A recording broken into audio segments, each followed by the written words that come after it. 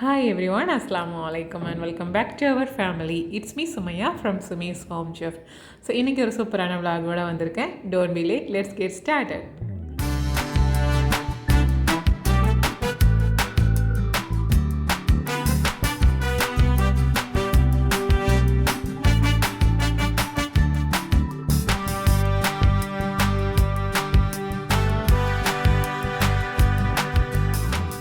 என்ன ஃப்ரெண்ட்ஸ் எல்லோரும் எப்படி இருக்கீங்க? எல்லோரும் ரொம்ப சூப்பராக இருப்பீங்கன்னு நம்புகிறேன். ஸோ இன்றைக்கான விலாக் வந்து நான் மத்தியானத்துக்கு அப்புறமா தான் ஸ்டார்ட் பண்ண எடுக்கிறதுக்கு.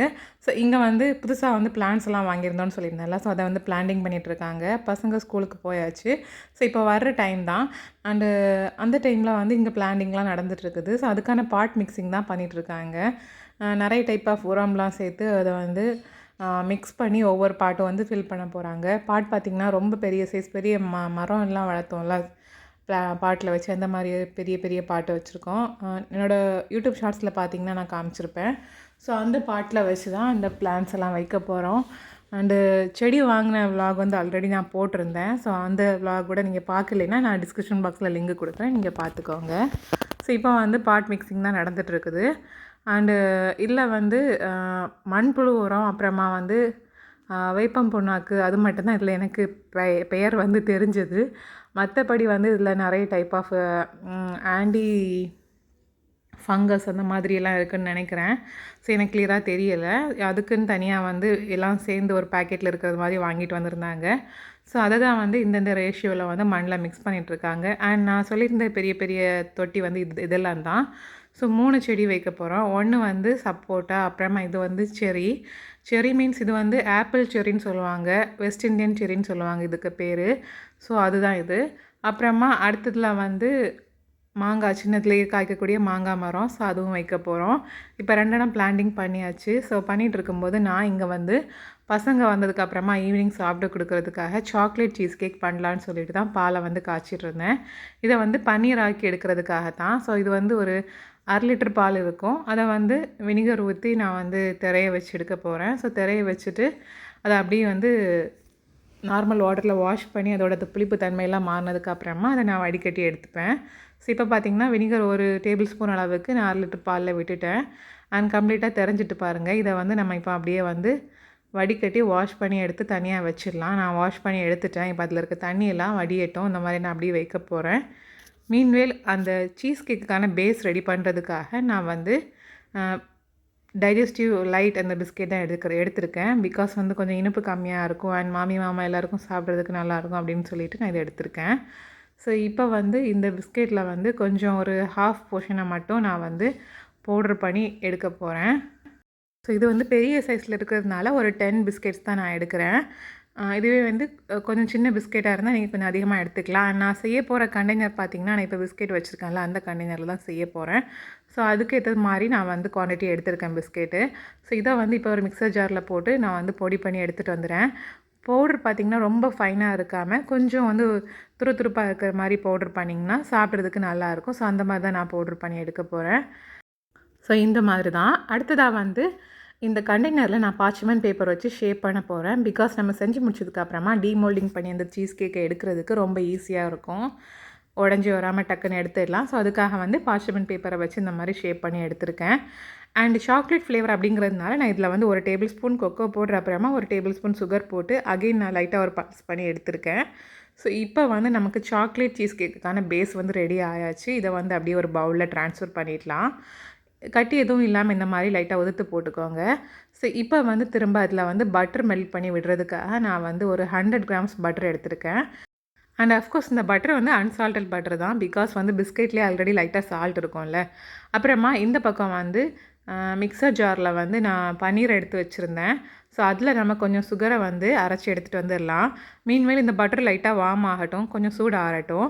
சுகர் பார்த்திங்கன்னா 1/4 கப் அளவுக்கு சுகர் சேர்த்துருக்கேன். இப்போ இதை பார்த்திங்கன்னா அரைச்சதுக்கு அப்புறமா இதோட டெக்ஸ்டர் உங்களுக்கு தெரியும், ஸ்மூத்தாக க்ரீமியாக இருக்குது பாருங்கள். அண்ட் இதில் வந்து இனிப்பு சரியாக இருக்கணும். அதாவது ரொம்ப அதிகமாகவும் இல்லாமல் கம்மியாகவும் இல்லாமல் இருக்கணும். அந்த மாதிரி சேர்த்துக்கோங்க. இப்போ நம்ம பவுட்ரு பண்ணி வச்சுருந்த பிஸ்கெட்டில் நம்ம மெல்ட் பண்ணி வச்சுருந்த பட்டர் இதில் சேர்க்குறோம். அதாவது கொஞ்சம் வார்மான ஸ்டேஜில் இருந்ததுக்கப்புறமா சேர்க்குறோம். இப்போ இதை வந்து ஒரு 4/4 ஸ்பூனை வச்சு நல்லா மிக்ஸ் பண்ணிக்கலாம். மிக்ஸ் பண்ணி இந்த மாதிரி கலந்து விட்டதுக்கு அப்புறமா ஃபைனலாக நம்ம கையை வச்சு நம்ம வந்து நல்லா ஈவனாக வந்து எல்லா பக்கமும் வந்து மிக்ஸ் ஆகிறது மாதிரி பண்ணி எடுத்துக்கணும். இந்த மாதிரி கையில் ப்ரெஸ் பண்ணி பிடிச்சு பார்க்கும்போது நமக்கு அந்த மாதிரி ஷேப் வர மாதிரி இருக்கணும். ஸோ இப்போ வந்து நம்ம பேஸ் ரெடி ஆயாச்சு. அதை வந்து அப்படியே வந்து நம்ம என்ன மோல்டில் பண்ண போகிறோமோ அதில் வந்து ட்ரான்ஸ்ஃபர் பண்ணி நல்லா ப்ரெஸ் பண்ணி விடணும். ஸோ நான் ஈவனாக எல்லா பக்கமும் ஸ்ப்ரெட் பண்ணி விட்டுட்டு அப்புறமா வந்து ஒரு ஸ்பேச்சுலா ஆர் கரண்டி ஏதாவது வச்சு நம்ம வந்து அதை ப்ரெஸ் பண்ணி எடுத்துட்டோம்னா ரொம்ப சூப்பராக அது செட் ஆகிடும். ஸோ நான் இந்த மாதிரி ஒரு கரண்டி வச்சு தான் ப்ரெஸ் பண்ணி எடுக்கிறேன். ஸோ ஈவனாக எல்லா பக்கமும் ஒரே லெவலில் ஸ்ப்ரெட் பண்ணி விட்டுக்கலாம் ஃபஸ்ட்டு. ஸோ ஃபைனலாக இந்த மாதிரி கம்ப்ளீட்டாக ப்ரெஸ் பண்ணி முடிச்சதுக்கு அப்புறமா ஒரு அரை மணி நேரம் மட்டும் நம்ம ரெஃப்ரிஜரேட் பண்ணிக்கலாம். சூப்பராக செட் ஆகிடும். அண்ட் இந்த டைமில் வந்து பசங்களும் ஸ்கூல்லேருந்து வந்துட்டாங்க. ஸோ அவங்களுக்கு ஃப்ரெஷ் ஜூஸ் கொடுத்துட்டு இப்போ அவங்க வந்து கார்டனிங் பண்ணுறத பார்த்துட்டு அவங்களும் ஈகராக வந்து க்ளவுஸ்லாம் போட்டுட்டு போய் நிற்கிறாங்க. நானும் வந்து பாட் மிக்சிங் பண்ணுறேன், பிளான்டிங் பண்ணுறேன் அப்படின்னு சொல்லிட்டு. ஸோ 2 பேருமா சேர்ந்து வந்து சாண்டை வந்து மிக்ஸ் பண்ணிகிட்ருக்காங்க. ஸோ அவங்க தான் வந்து இந்த மாங்காய் மரம் இருக்குல்ல, அதை வந்து பிளான்டிங் பண்ண போகிறாங்க. உள்ளாடி வந்து லைட்டாக கொக்கோ பிட் மட்டும் போட்டிருக்கோம் ஒவ்வொரு தொட்டிலையும். இனி திரும்பவும் கொஞ்சம் கொக்கோ பிட் சேர்த்து நம்ம வந்து இதை வந்து அரேஞ்ச் பண்ணணும். அந்த வேலை தான் பசங்க அப்பா கூட சேர்ந்து பண்ணிகிட்ருக்காங்க. மீன்வேல் நான் வந்து ஸ்வீட் கார்ன் வந்து காலையில் மார்க்கெட்லேருந்து மாமா வாங்கிட்டு வந்ததை வேக வைக்க மறந்துட்டேன். ஸோ அதையும் நான் வந்து கட் பண்ணி எடுத்து வேக வைக்க போட்டுட்ருக்கேன் ப்ரெஷர் குக்கரில்.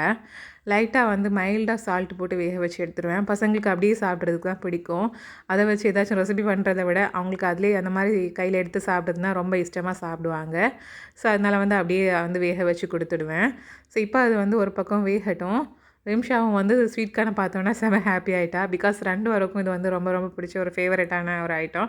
ஸோ அதனால் வந்து ஜாலியாக பார்த்துட்டு இருக்கிறா. இப்போ இதை வேக வைக்கிறதுக்கு போட்டுட்டு நம்ம வந்து சாக்லேட் சீஸ் கேக் பண்ணுறதுக்கு பேஸ் வந்து ஃப்ரிட்ஜில் வச்சுருந்தோம்ல. ஸோ அந்த வேலையை பார்க்கலாம். ஸோ அதுக்கு முன்னாடி இந்த ப்ளேஸை முதல்ல நம்ம க்ளீன் பண்ணி ஆகணும். ஸோ இப்போ க்ளீன் பண்ணி முடிச்சாச்சு. ஸோ அடுத்ததாக வந்து நம்ம சீஸ் கேக்குக்கான க்ரீம் வந்து பீட் பண்ணுறதுக்காக 1/4 கப் அளவுக்கு மட்டும்தான் நான் வந்து விப்பிங் க்ரீம் எடுத்திருக்கேன். இதில் நான் சுகர் எதுவும் சேர்க்க போகிறதில்ல. பொதுவாகவே நாங்கள் கேக்குக்கும் வந்து இதில் அடிஷ்னலாக சுகர் சேர்க்க மாட்டோம். அதில் இருக்க ஸ்வீட்னஸே கரெக்டாக இருக்கும் அப்படின்னு சொல்லி தான். ஸோ இப்போ வந்து ஜஸ்ட் அந்த க்ரீமை பீட் பண்ணி நான் வச்சுட்டேன். அண்ட் நெக்ஸ்ட்டு நான் க்ரீம் சீஸில் வந்து கொஞ்சம் சாக்லேட் சேர்க்குறதுக்காக வந்து இந்த மாதிரி மில்க் காம்பவுண்ட் யூஸ் பண்ணி அதை வந்து இந்த மாதிரி துருவி எடுத்துக்கிறேன். நீங்கள் எனி பிராண்ட் சாக்லேட் யூஸ் பண்ணிக்கலாம். ஸோ அதை வந்து இந்த மாதிரி துருவி நம்ம அதில் சேர்த்துக்கிட்டோன்னா பார்க்குறதுக்கும் அழகாக இருக்கும். அண்ட் பசங்களும் ரொம்ப வந்து என்ஜாய் பண்ணி சாப்பிடுவாங்க அதை பார்த்து, சாக்லேட் சேர்ந்துருக்கிறத பார்த்து. ஸோ அதுக்காக அதை வந்து நான் இந்த மாதிரி ரெடி பண்ணி வச்சுருக்கேன். ஆர் நீங்கள் மெல்ட் பண்ணி சாக்லேட் ஃப்ளேவரில் சேர்க்குறதா இருந்தால் கூட நீங்கள் இது கூடவே வந்து சாக்லேட்டை டபுள் பாயில் பண்ணி மெல்ட் பண்ணி நான் இப்போ வந்து க்ரீம் சீஸ் சேர்க்குறேன்ல, பன்னீர் அரைச்சி சேர்க்குறேன்ல, இந்த ஸ்டேஜில் நீங்களும் அதை சேர்த்துக்கலாம். ஸோ இப்போ வந்து நான் வந்து துருவி சேர்க்குறதுனால அதை நான் சேர்க்கலை, ஃபைனலாக தான் சேர்க்க போகிறேன். இப்போ வந்து நான் க்ரீம் சீஸ் அப்புறமா விப்பிங் க்ரீம் 2யும் மிக்ஸ் பண்ணதுக்கு அப்புறமா இதில் வந்து துருவி வச்சு சாக்லேட்டையும் சேர்த்து நான் இந்த மாதிரி மிக்ஸ் பண்ணி எடுக்கிறேன். ஸோ இந்த மாதிரி மிக்ஸ் பண்ணும்போது நமக்கு அதை பார்க்குறதுக்கும் அழகாக இருக்கும். அண்ட் அங்கங்கேயா வந்து அந்த சாக்லேட் ஷியூ பண்ணி சாப்பிட்றதுக்கும் நல்லாயிருக்கும். ஸோ க்ரீமுக்கு நடுவில் வந்து சாக்லேட் நமக்கு வந்து ஷியூ பண்ணி சாப்பிட்ற மாதிரி சூப்பராக டிஃப்ரெண்ட்டாக இருக்கும். ஸோ இப்போ நான் வந்து கம்ப்ளீட்டாக துருவி மிக்ஸ் பண்ணிட்டேன். ஸோ அடுத்ததாக நாம் வந்து இதை வச்சு சூப்பராக வந்து க்ரீம் சீஸை செட் பண்ணி வைக்க போகிறோம். அண்டு இந்த சீஸை வந்து நான் இப்போ அரைச்சி வச்சுருக்கேன்ல, ஸோ இதை இப்படியே நம்ம வந்து ஃப்ரிட்ஜில் வச்சு ஐஸ்கிரீமாக கூட சர்வ் பண்ணிக்கலாம். சூப்பராக இருக்கும் ஃப்ரீசரில். ஸோ இப்போ வந்து நாம் ஆல்ரெடி வந்து பிஸ்கெட்டை வச்சு நம்ம பவுடர் பண்ணி பேஸ் ரெடி பண்ணியிருந்தது சூப்பராக செட் ஆகிட்டுது. ஸோ அதுக்கு மேலே நாம் அரைச்சி வச்ச சாக்லேட் அண்டு சீஸ் க்ரீம் எல்லாம் வந்து சேர்த்தாச்சு.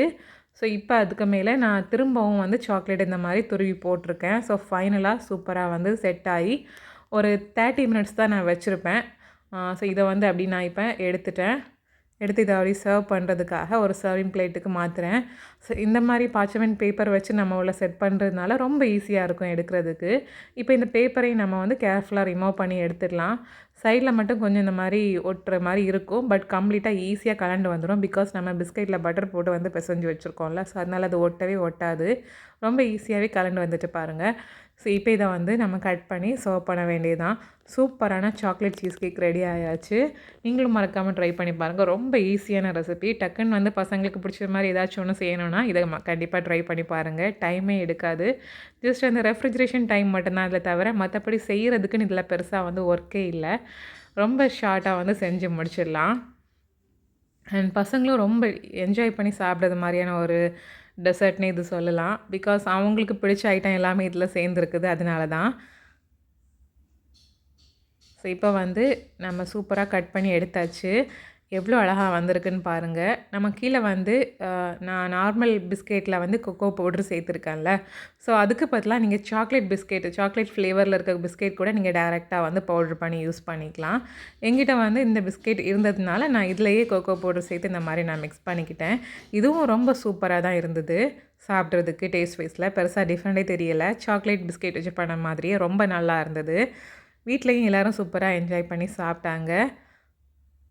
ஸோ நீங்களும் மறக்காமல் இந்த ரெசிபியை ட்ரை பண்ணி பாருங்கள். ஸோ அன்றைக்கி ஈவினிங் வந்து பசங்களுக்கு சாப்பிட்றதுக்கு நான் இது தான் ரெடி பண்ணியிருந்தேன். அப்புறமா வந்து ஸ்வீட் கார்னும் வேக வச்சுருந்தேன்னு சொல்லியிருந்தேன்ல, ஸோ அதுவும் வந்து அவங்களுக்கு சாப்பிட்றதுக்கு கொடுத்துருந்தேன். ஸோ பசங்களுக்கும் வீட்டில் எல்லாருக்கும் எடுத்து கொடுத்துட்டு அப்புறமா நான் சாப்பிட போகிறேன். இனி சாப்பிட்டுட்டு வந்து மொட்டை மாடியில் வந்து பூ பறிக்கிறதுக்காக போகணும். பூ பார்த்திங்கன்னா அதிகமாக பூக்கிறது கிடையாது. கொஞ்சமாக வந்து பிச்சிப்பூ, முல்லைப்பூலாம் சேர்த்து இந்த மாதிரி ட்ரம்மில் வச்சுருக்கோம். அப்புறமா மொட்டை மாடிலையும் கொஞ்சம் நிற்குது.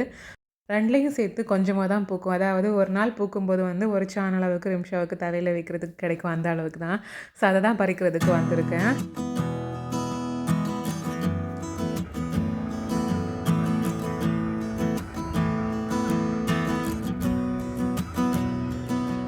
கீழே பறித்து முடிச்சுட்டேன். அப்படியே வந்து இப்போ மொட்டை மாடியிலையும் வந்து பறிச்சிட்ருக்கிறேன். ஸோ இது பறித்து முடிச்சுட்டு வந்து நைட்டு டின்னருக்கான வேலையும் ஸ்டார்ட் பண்ணணும்.